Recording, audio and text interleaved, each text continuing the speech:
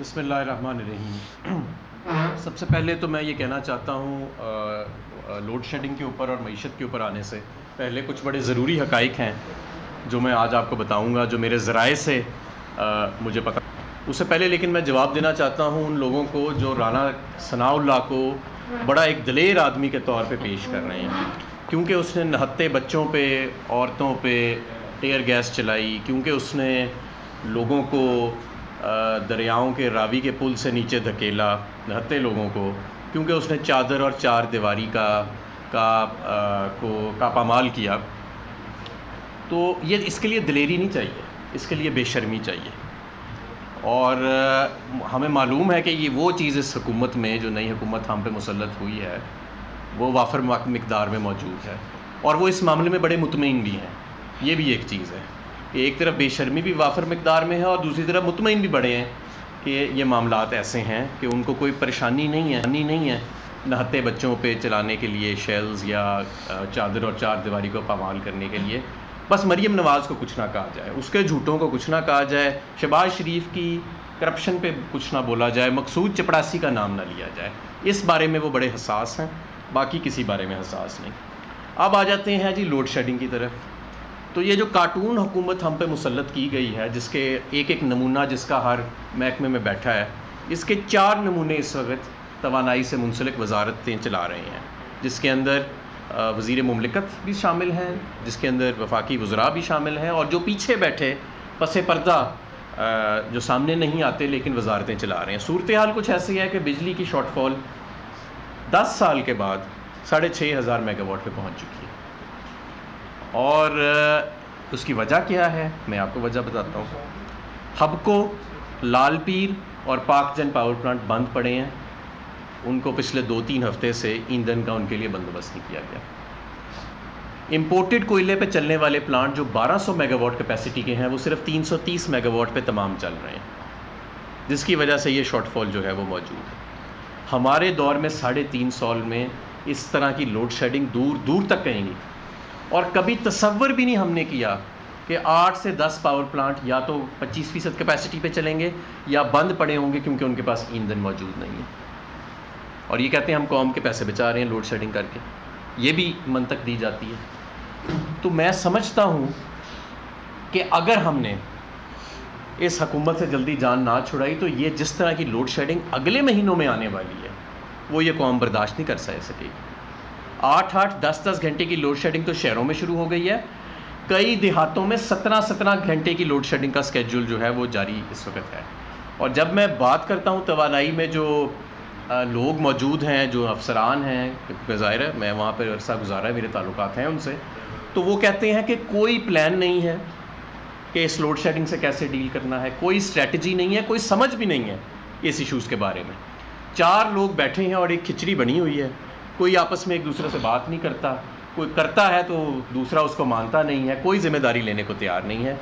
और वो हमारी हुकूमत जहाँ पे हम बिजली की खपत को बढ़ाने के लिए इंडस्ट्रियल पैकेजेस देते थे, विंटर सीजनल पैकेज देते थे कि पिछले साल से बिजली की खपत ज़्यादा बढ़े और ताकि ज़्यादा रेवेन्यू आए महकमों को, और ये कैपेसिटी पेमेंट्स की जो लानत मुस्लिम लीग नून अपने पिछले दौर में छोड़ गई थी, उसका इम्पैक्ट हम कम करें, तो वो अब उल्टा 6500 मेगावाट की लोड शेडिंग रोज़ाना की बुनियाद पे शुरू हो चुकी है। और ये मैंने आपको बताया जो पावर प्लांट्स जो बंद हैं, हबको, लालपीर, पाकजन और पोर्ट कासिम, और दूसरे जो पावर प्लांट्स हैं इंपोर्टेड कोल वाले जो 1200 मेगावाट पे जिन्हें चलना चाहिए, वो इस बदतरीन लोड शेडिंग के दौरान 330 मेगावाट पे चल रहे हैं, क्योंकि इंपोर्टेड कोयला ख़रीदने के उनको रकूम नहीं दी गई।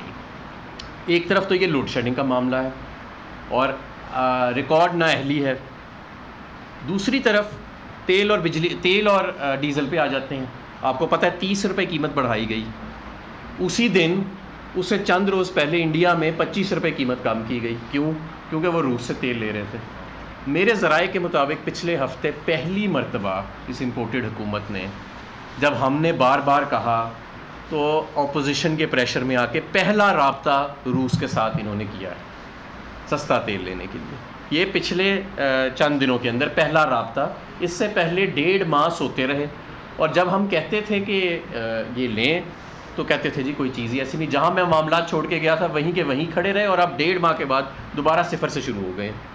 और वो भी एक बड़ी हाफ हार्टेड सी अटैम्प्ट की है, एक बड़ी हाफ हार्टेड सी अटैम्प्ट की है, डरते डरते की है, शायद पूछ के की हो, अपने जो बैरूनी इनके आका हैं उससे इजाज़त ली हो। तो अगर अब मैं आपको ये भी बताता हूँ कि 3.5 करोड़ बैरल इंडिया अप्रैल से लेके अब तक सस्ता तेल ख़रीद चुका है और तकरीबन 1.5 से 2 अरब डॉलर बचा भी चुका है। श्रीलंका अपना माशी बहरान ख़त्म करने के लिए रूस से सस्ता तेल के कार्गोज़ ऑर्डर कर चुका है। लेकिन पाकिस्तान में जो हुक्मरान बैठे हैं, जो सिर्फ जो सिर्फ मुसल्लत हुए हैं, जो सिर्फ चेरी ब्लॉसम उन्होंने यहाँ पे ही नहीं किया, अंदरूनी बैरूनी मुल्कों में भी चेरी ब्लॉसम की खदमात अंजाम दी हैं, तो उनकी अभी तक जुर्रत सिर्फ ये हुई है कि चंद रोज़ पहले, वो भी जब इमरान खान साहब ने कहा और अपोजिशन ने बहुत कहा, तो चंद रोज़ पहले डरते डरते पहला रब्ता किया है रूस से। तो चले उम्मीद करते हैं कि वो थोड़ी और हिम्मत पैदा करेंगे और अब इस राब्ते को राब्ता ही नहीं रहने देंगे, बल्कि सस्ता तेल ख़रीदेंगे और लोगों के लिए कीमत कम करेंगे।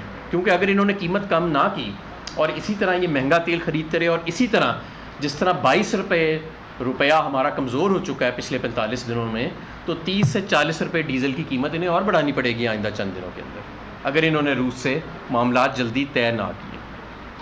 महंगाई का ये आलम है कि आप कह रहे हैं कि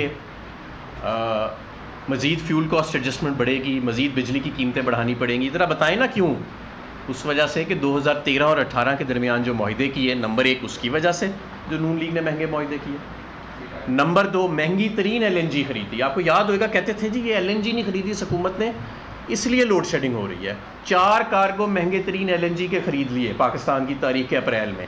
लोड शेडिंग अपनी जगह पर मौजूद है, LNG जो है, LNG से जो आप पावर बन रही है वो 30 रुपये यूनिट हो गई है, और जो सनत LNG इस्तेमाल करती है उसके लिए कीमत 40% बढ़ा दी गई है। ये भी कहा जा रहा है कि 20 से 50% गैस की कीमतें भी बढ़ाई जाएंगी, और ये जो 19 रुपये 22 रुपया अपनी कदर खोया है इनके पिछले 45 दिनों में, अभी इसका भी असर आना है, इसका भी असर कीमतों पे आना है। जो 30 रुपये इन्होंने पेट्रोल और डीज़ल की कीमत बढ़ाई है, अभी इसका भी असर कीमतों पे आना है।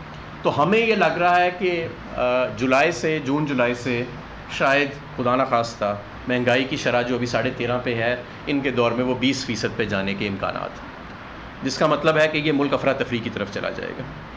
और आप ये अंदाज़ा लगाएं कि ये वो मईशत थी जो मार्च में 6% ग्रो कर रही थी, और कोई दूर दूर तक ऐसा मुआशी बहरान नहीं था। रूस से अप्रैल में पहले सस्ते तेल के कार्गोज़ ख़रीदने का हदफ सेट हो चुका था।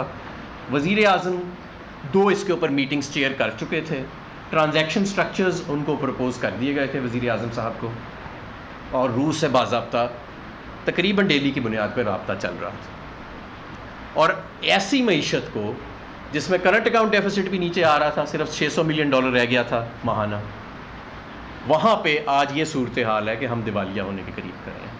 यूरो बॉन्ड्स हमारे जो 6% पे ट्रेड करते थे, आज वो 25 से 30% के दरमियान जा चुके हैं, और जो रुपए की सूरत हाल है, जब मार्केट खुलती है वो नीचे चला जाता है। स्टॉक मार्केट 6000 पॉइंट नीचे जा चुकी है। तो ये जो कार्टून गवर्नमेंट आई है, इस कार्टून मुसल्लत शुदा गवर्नमेंट के जहाँ पे जबर अपनी जगह, वो तो ज़ाहिर है आप किसी गली महल्ले के बदमाश को जब आप लगा देंगे, ताकत के ऐवानों में बैठा देंगे, कोई रस्सागीर होएगा, तो उसने तो ऐसी हरकतें करनी है, उसने कोई पाकिस्तान का क्रिमिनल जस्टिस सिस्टम तो रिव्यू नहीं करना, ना उसे पाकिस्तान के क्रिमिनल जस्टिस सिस्टम के स्पेलिंग आते होंगे। उसको तो ये पर्चे लेनी है, जाली पर्चे कैसे कराने हैं, उसको तो ये पता है कि बंदे को ख़राब कैसे करना है, टॉर्चर कैसे करना है, ये चीज़ें आप उनसे पूछ सकते हैं। मुल्क का क्रिमिनल जस्टिस सिस्टम कैसे ठीक करना है, मुल्क की एनर्जी सिक्योरिटी को कैसे इंश्योर करना है, मुल्क की सप्लाई लाइंस को कैसे इंश्योर करना है, मुल्क की फॉरेन पॉलिसी को कैसे मुस्तहकम रखना है, ये चीज़ें जो हैं ये मुख्तलिफ स्किल्स हैं। पुल बनाने के लिए सिर्फ एक टेंडर देना पड़ता है अखबार में, ठेकेदार आके बाकी काम खुद कर देता है। सिर्फ एक टेंडर देना पड़ता है पुल बनाने के लिए, एक नेस्पाक उसका डिज़ाइन कर देती है और टेंडर कर देता है, कोई ठेकेदार आता है वो पुल आके बना देता है। मुल्क का माशी सिस्टम, मुल्क का क्रिमिनल जस्टिस सिस्टम, मुल्क की फॉरेन पॉलिसी चलाने के लिए जो स्किल सेट्स चाहिए, जो सलाहियतें चाहिए, वो इन कार्टूनों नमूनों में नहीं है। और आपने देख लिया कि ये जो हमारी माओ बहनों के साथ हुआ उस दिन, ये नहीं कि लोग अब इन्हें नापसंद करते हैं, लोग इन्हें नफ़रत भी करते हैं और लोगों की नज़रों में इनके लिए गुस्सा भी। तो होश के नाखून उठाएं, फौरी तौर पे आम इंतखाबात की तरफ जाएं, मुल्क की एनर्जी को बचाने के लिए, मुल्क की माइशत को बचाने के लिए, मुल्क की तवानाई को बचाने के लिए, मुल्क के आइन को बचाने के लिए, मुल्क की सियासत को बचाने के लिए ये वाहिद रास्ता रह गया है। दीवार से ना लगाएं लोगों को। जब भी कौमों को दीवार से लगाया जाता है तो फिर हुकूमतें जो हैं वो पुरअमन तरीके से ख़त्म नहीं होती, वो एक इबरतनाक तरीके से ख़त्म होती हैं। हम पे कितने जाली पर्चे कर लेंगे, आज मुझ पे भी एक जाली पर्चा हुआ है, इन पे भी हुआ है, सब पे हुए हैं जाली पर्चे, उससे क्या फ़र्क पड़ता है? कितने जाली पर्चे करेंगे आप, कितने हम पे शेल बरसाएंगे? 65,000 शेल बरसाए गए उस दिन। एक इंटरनल जो डॉक्यूमेंट लीक हुआ है पुलिस का, 65,000 शेल, आधे से ज़्यादा उसमें से एक्सपायर्ड थे।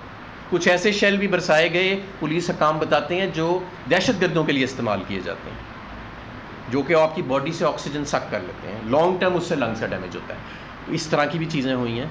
तो मैं समझता हूँ कि बजाय कि मुल्क को इस तरफ लेके जाया जाए, इंतखाबात और आम आदमी जो ताकत का सरचश्मा है उससे नई क़यादत का मैंडेट लिया जाए और हमें श्रीलंका बनने से बचाने का ये वाहिद तरीका है। शुक्रिया। सब्सक्राइब करें और बेल दबाएं ताकि कोई खबर रह न जाए।